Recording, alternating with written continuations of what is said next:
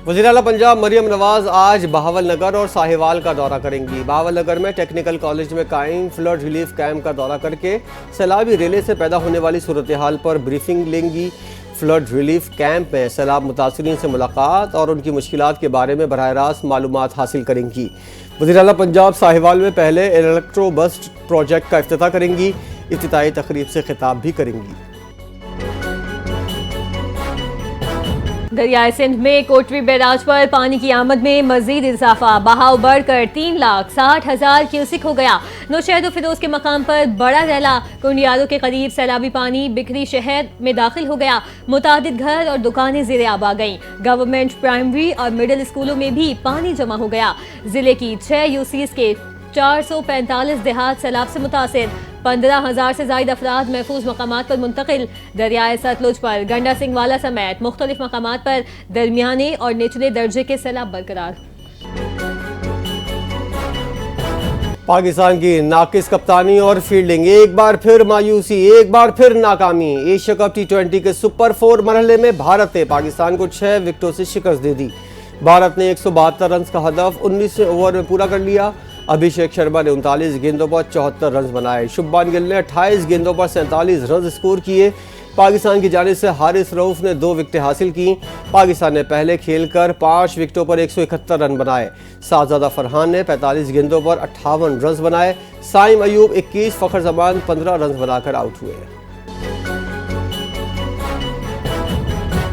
Team ने perfect game नहीं खेला। भारतीय बैटर्स ने पावर प्ले में शानदार बैटिंग करके मैच हमसे छीन लिया। भारत से शिकस्त के बाद पाकिस्तानी टीम के कप्तान सलमान अली आगा का एतराफ, प्रेस कॉन्फ्रेंस में कहा, हमने बॉलिंग तवक्को के मुताबिक नहीं की। इनिंग्स में 10 से 15 रन कम हुए। हमारा स्कोर 180 रन से जायद होना चाहिए था। श्रीलंका के खिलाफ मैच में खामियों को दूर करने की कोशिश करेंगे। पाकिस्तान से अब रकाबत वाला मामला नहीं रहा। दोनों ममालिक की अब दुश्मनी नहीं बनती। भारतीय कप्तान सूर्य कुमार यादव का दावा, कहा 10-15 मैचेस में भारत ही ज्यादातर जीता है। पाक भारत मैचेस में भारत की जीत का तनासुब तकरीबन 10-1 है। लोगों और सहाफियों को ये सवाल पूछना बंद करना चाहिए। भारतीय कप्तान ने एतराफ़ किया कि फील्डिंग में गलतियां हुई, मगर आगे और भी अहम मैचेस हैं। आवाजें कसने वाले भारतीय शायकीन को हारिस रऊफ का करारा जवाब। भारत के खिलाफ मैच के दौरान पाकिस्तानी फास्ट बॉलर हारिस रऊफ ने 6-0 का निशान दिखाकर मार्काए हक में पाक फिजाइया के शाहीनों का कारनामा याद दिलाया। हारिस रऊफ ने हाथों की उंगलियों से 6-0 का निशान बनाया, हाथ से जहाज उड़ाने और गिरने का इशारा भी किया। हारिस के इस इकदाम पर सोशल मीडिया पर तूफान खड़ा हो गया। भारतीय सादिफीन आग बगूला हो गए। वज़ीर दिफा ख्वाजा आसिफ का फास्ट बॉलर हारिस रऊफ की जानिब से भारतीय शायकीन को 6-0 का निशान दिखाने पर रद्द-ए-अमल। सोशल मीडिया पर जारी बयान में वज़ीर पंजाब में लिखा, क्रिकेट मैच ने होंदे रहंदे पर 6-0 ने क़यामत इंडिया नहीं भूलेगा और दुनिया भी याद रखेगी।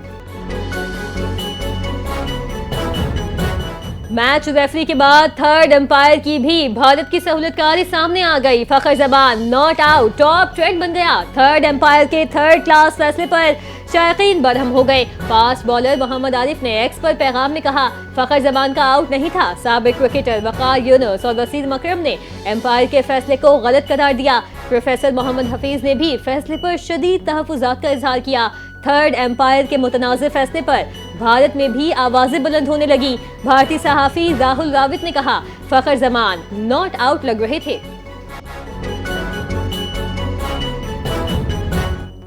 फील्ड मार्शल आसिम मुनीर की वाज़ेह हिदायत पर बलूचिस्तान में एंटी नारकोटिक फोर्स और मकामी इदारों ने पोस्त की काश्त और मंशियात के अड्डों के खात्मे के लिए बड़ी मुहिम का आगाज़ कर दिया।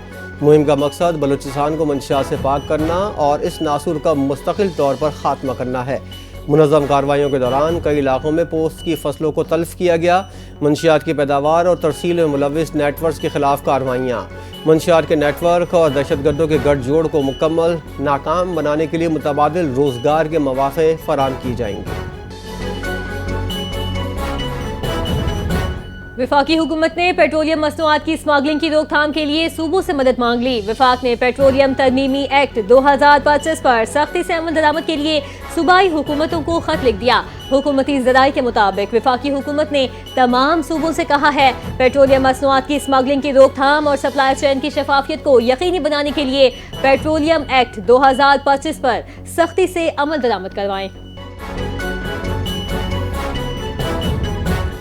FBI ने 60,000 से ज्यादा ज्वेलर्स का डेटा इकट्ठा कर लिया। सिर्फ 21,000 रजिस्टर्ड, 10,500 से ज्यादा ने टैक्स रिटर्न जमा करवाई। जरा के मुताबिक बेशतर ज्वेलर्स अपनी आमदनी कम जाहिर करके टैक्स चोरी कर रहे हैं। पहले मरहले में पंजाब के 900 ज्वेलर्स की फहरिस्त तैयार की गई। ताल्लुक लाहौर, पिंडी, फैसलाबाद, मुल्तान से है। FBI का कहना है टैक्स नेट को वुसअत दी जा रही है। किसी ताजिर या सनतकार को बिला वजह नोटिस नहीं दिया जाएगा। हर फर्द को अपने हिस्से का टैक्स देना होगा। सिंध के सीनियर वजीर शर्जीलीना मेमन जाम सादिक ब्रिज पहुंच गए। येलो लाइन BRT मंसूबे के तरक्याती कामों का जायजा लिया। मीडिया से गुफ्तगू करते हुए शर्जीलीना मेमन ने कहा ट्रांसपोर्ट के नए मंसूबों पर काम कर रहे हैं। चंद हफ्तों बाद डबल डेकर बसेस भी कराची पहुंच जाएंगी। अवामी मसाइल को हल करना सिंध हुकूमत की तरजीह है। खवातीन को इलेक्ट्रिक मोटरसाइकिल दी जाएंगी।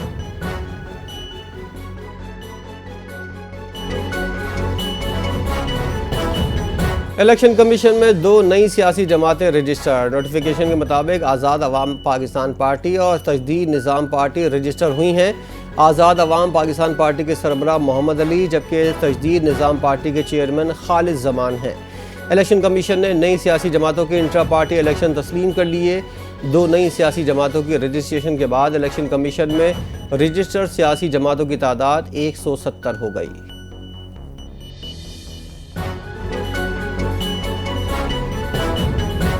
रेंजर्स और पुलिस की जिला कश्मीर के इलाके में अगवा बराए तावान में मुलव्वस बदनाम जमाना खादिम भैयो डकेट गैंग के खिलाफ मुश्तरका कार्रवाई। दौरान ड्यूटी अगवा किए गए पुलिस कांस्टेबल सफदर मोहम्मद को बाहिफाजत बाजियाब कर लिया गया। दौरान कार्रवाई फायरिंग के तबादले में बदनाम जमाना भैयो गैंग के 3 मुलजिमान हलाक, 9 जख्मी। कार्रवाई के दौरान टारगेट ग्रोह के ठिकाने को भी मिसमार कर दिया गया।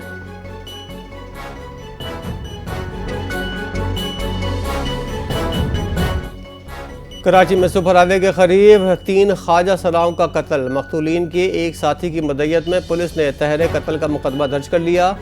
FIR के मुताबिक मकतूलीन रात 7:30 बजे घर से निकले और सुपर हाईवे की जानिब जा रहे थे। 21 सितंबर को इत्तला मिली कि तीनों की लाशें जंगल में पड़ी हैं। तीनों को गोलियां मारकर हलाक किया गया।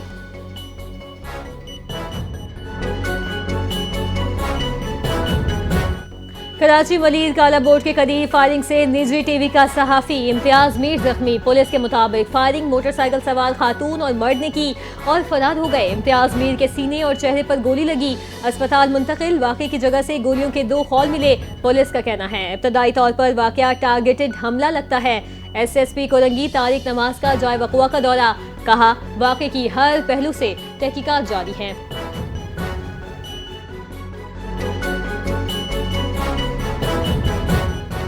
मलीर एक्सप्रेस वे की तज़ीन और आराइश में ताख़ीर। वफाकी वज़ीर मवासलात अलीम खान बरहम तामीराती कामों में ताख़ीर पर इजहार नाराज़गी करते हुए NHA की तज़ीन और आराइश के कामों को जल्द मुकम्मल करने की हिदायत कर दी। अलीम खान ने कहा मलीर एक्सप्रेस वे पर गुज़िश्ता 5 महीनों से काम जारी है। इसे पाया तकमील तक पहुँचना चाहिए। एक्सप्रेस वे की तकमील के बाद वज़ीर आज़म को मदऊ करेंगे।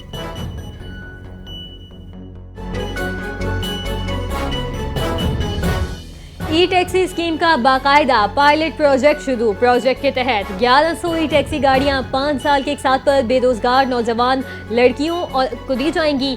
पंजाब हुकूमत इसमें अपनी तरफ से मजमूई तौर पर 3.5 अरब रुपए सब्सिडी देगी। वफाकी वजीर रेलवे हनीफ अब्बासी का कहना है ई-टैक्सी स्कीम एक बड़ा प्रोजेक्ट है। इससे पंजाब भर में बेरोजगारी खत्म होगी। शहरियों को सस्ती आरामदेह टैक्सी सहूलियात फराहम होंगी।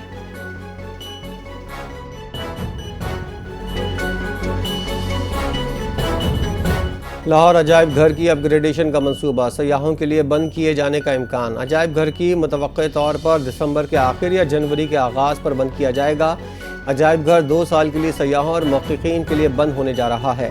तर्जुमान लाहौर अजायब घर के मुताबिक ये मंसूबा न सिर्फ पाकिस्तान बल्कि ख़ित्ते की म्यूज़ियम कल्चर के लिए संग मील की हैसियत रखेगा। मंसूबे पर $8 मिलियन लागत आएगी। बाबा गुरु नानक की 486वीं बरसी की तकरीबात का आखिरी रोज इख्तितामी दुआया तकरीब में पाकिस्तान की सलामती और बका के लिए दुआएं की गईं। नंगर कीर्तन का मरकजी जुलूस दरबार टर्मिनल से जीरो लाइन तक निकाला गया। पाकिस्तान समेत दुनिया भर से आए यात्रियों ने 3 रोज दरबार के मेहमान खानों में क़याम किया। यात्रियों की दरबार इंतजामिया और हुकूमत पाकिस्तान के बेहतरीन इंतजामात की तारीफ। भारतीय हुकूमत की जानिब से बरसी की तकरीबात में शिरकत की इजाज़त न देने पर इजहार अफसोस। इजरायली फौज की गजा शहर में पेशकदमी, रिहायशी इमारतों और पनागुजीन स्कूलों पर हमले तेज कर दिए। सहूनी फौज ने ताज़ा हमलों में शाती पनागुजीन कैंप समेत मुख्तलिफ रिहायशी इमारतों को निशाना बनाया। गजा में इजरायली फौज के हाथों एक रोज़ में मजीद 68 फ़लस्तीनी शहीद हो गए।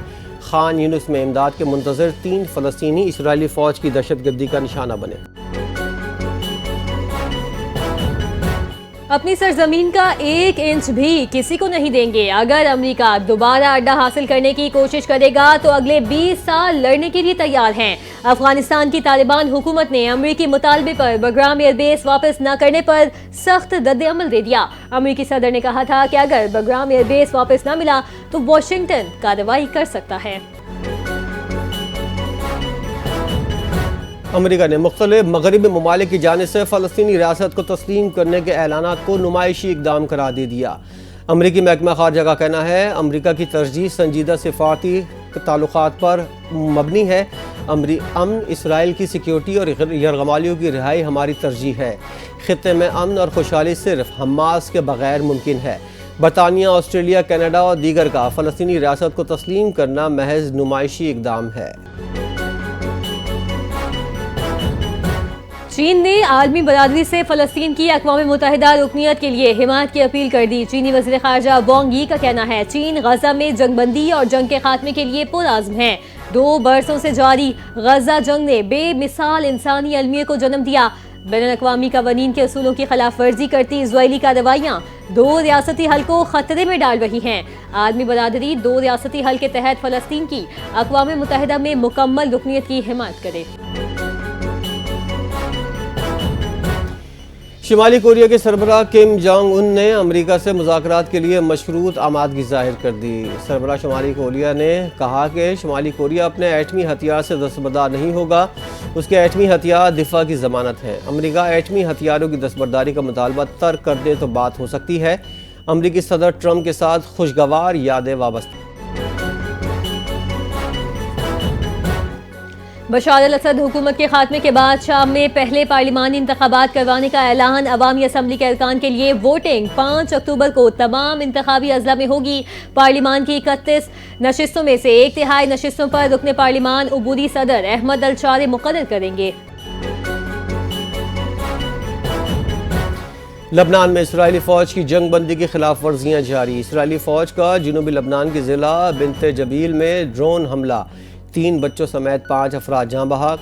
लबनान की वजारत सेहत ने बताया इसराइली फ़ौज के हमले में 2 शहरी ज़ख्मी हुए। हमले में निशाना बनने वाले ख़ानदानों के पास अमरीकी शहरियत है। इसराइली फ़ौज ने दावा किया हमला हिज़्बुल्लाह के रुकन पर किया गया था जो कि एक शहरी इलाके में काम कर रहा था। फिलिपाइन की दारुल हुकूमत मनीला में 50,000 से ज़ायद अफराद का हुकूमती मनसूबों में मुबैना करप्शन पर एहतजाज। 72 मुजाहिदीन गिरफ्तार, 39 पुलिस एहलकार और कई शहरी भी जख्मी। मुश्तइल मुजाहिदीन ने मनीला में अमलाक को नुकसान पहुँचाया और मेट्रो स्टेशन पर तोड़ फोड़ की। फिलिपाइन के सदर की मुजाहिदों की हिमायत, मुबैना करप्शन की आज़ादाना तहकीकात का हुक्म दे दिया। T20 एशिया कप सुपर 4 मरहले में आज आराम का दिन। तीसरा मैच कल पाकिस्तान और श्रीलंका के दरमियान खेला जाएगा। इवेंट में पाकिस्तान और श्रीलंका की टीमें पहली बार आमने सामने होंगी। सुपर 4 मरहले में पाकिस्तान और श्रीलंका टीमों को अपने पहले मैच में शिकस्त का सामना करना पड़ा। इवेंट में रहने के लिए दोनों टीमों के लिए डू और डाई की सूरत हाल। और सिंध के सहराई इलाके थरपारकर के अजीम लोक गुलकार आरिफ फकीर तवील अलालत के बाद 80 साल की उम्र में इंतकाल कर गए। आरिफ फकीर ने दिहाइयों पर मुहित फनी सफर में थर की लोक मौसीकी को नई जिंदगी दी। ढाटकी, मारावाड़ी, राजस्थानी और थरी जबानों में गीत गाए। सहरा की अवामी दानिश को अपने फन में पेश किया। सकाफती हलकों में उनकी आवाज का मवाजना अजीम लोक गुलकारा माई भागी से किया जाता है।